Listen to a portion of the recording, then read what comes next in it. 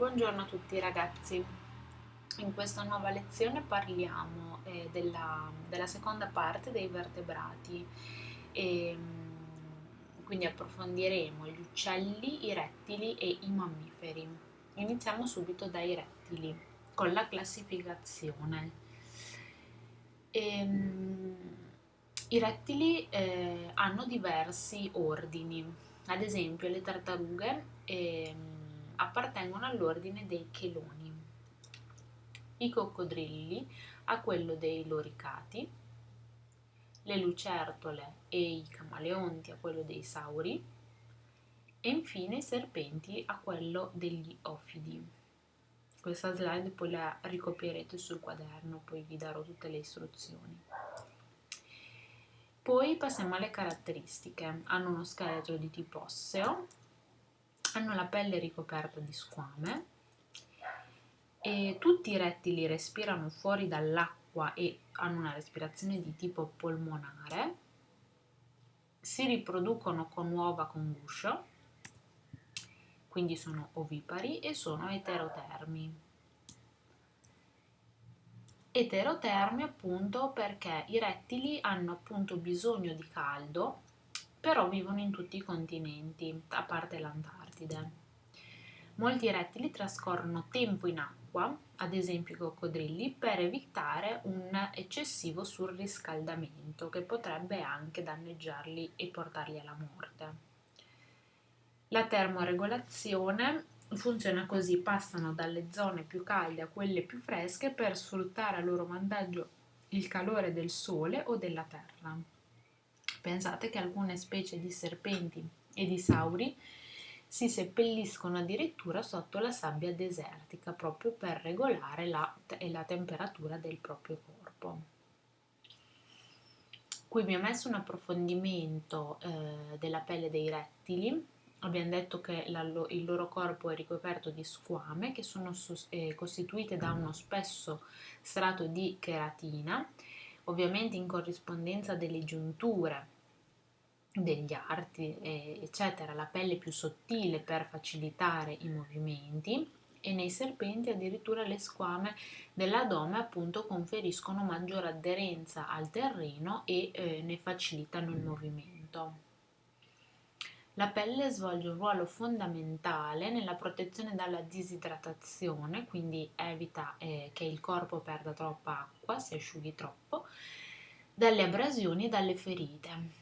L'inspessimento della cute è una delle caratteristiche che ha permesso proprio a questa classe di conquistare gli ambienti terrestri anche molto aridi, molto caldi. Le squame non sono colorate, però attraverso di esse vediamo il colore della pelle e questo può assumere diverse sfumature e riveste un ruolo importantissimo nel mimetismo, ad esempio nel caso del camaleonte. E gli animali quando crescono,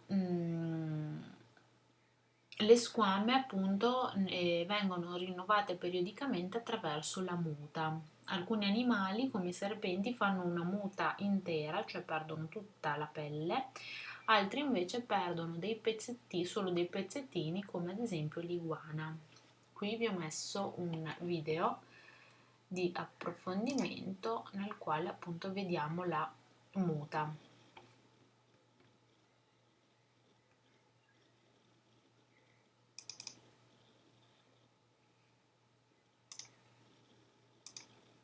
I serpenti, dopo essersi nutriti per un certo periodo di tempo ed essersi accresciuti nella loro fisicità, avranno bisogno di cambiare la loro pelle. È quello che si dice fare la muta.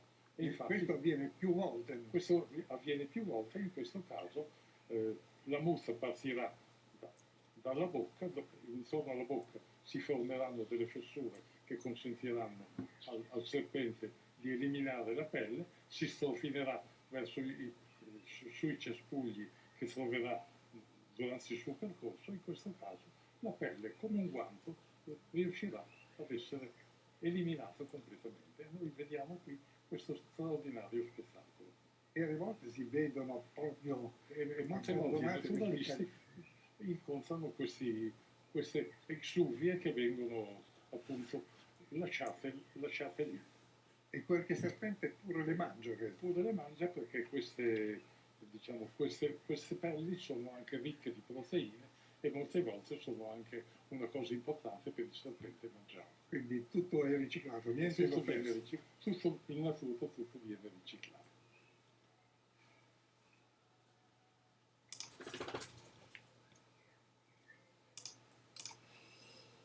E ok, quindi passiamo invece agli uccelli. Hanno uno scheletro osseo anche loro.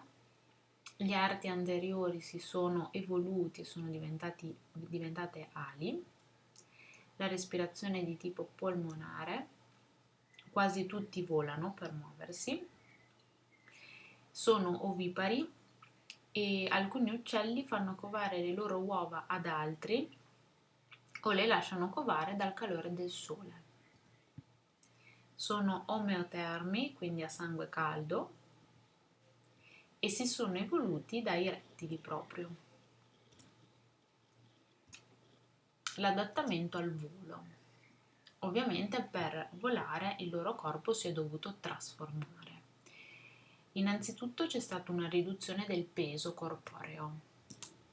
Infatti hanno ossa cave, cioè non sono piene all'interno, sono vuote. E hanno i sacchi aerei, che abbiamo visto quando abbiamo fatto la respirazione, che sono dei prolungamenti dei polmoni pieni di aria e quindi rendono l'uccello più leggero e quindi ne facilitano il volo. Hanno muscoli pettorali, cioè del petto potenti, che favoriscono appunto che favoriscono il battito delle ali.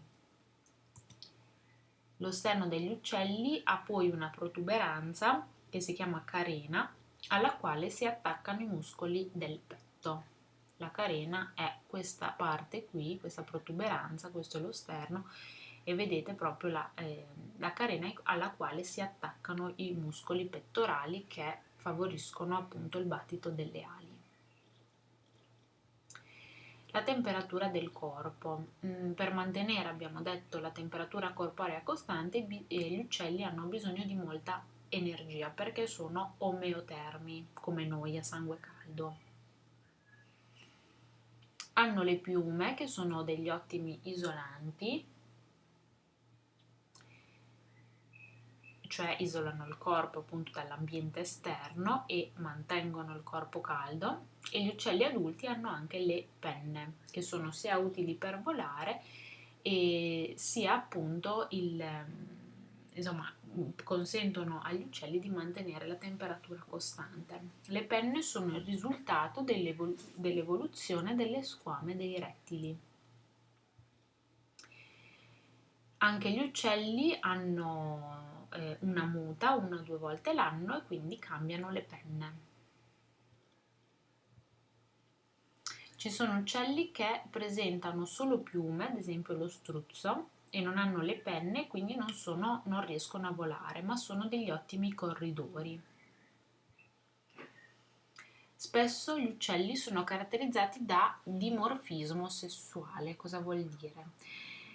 Vuol dire che ci sono delle differenze tra due individui appartenenti alla stessa specie ma di sesso differente, quindi essenzialmente tra maschio e femmina. Le femmine assumono colori simili a quelli dell'ambiente circostante, qua ne vediamo un esempio, e soprattutto perché devono nascondersi agli occhi dei predatori mentre covano le uova.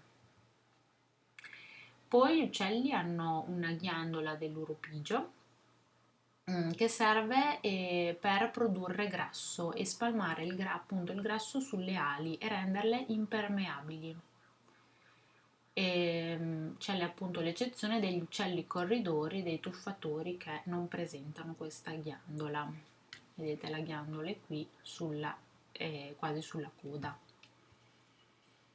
Il piumaggio è molto importante nella fase del corteggiamento, perché negli uccelli il senso più sviluppato è proprio quello della vista.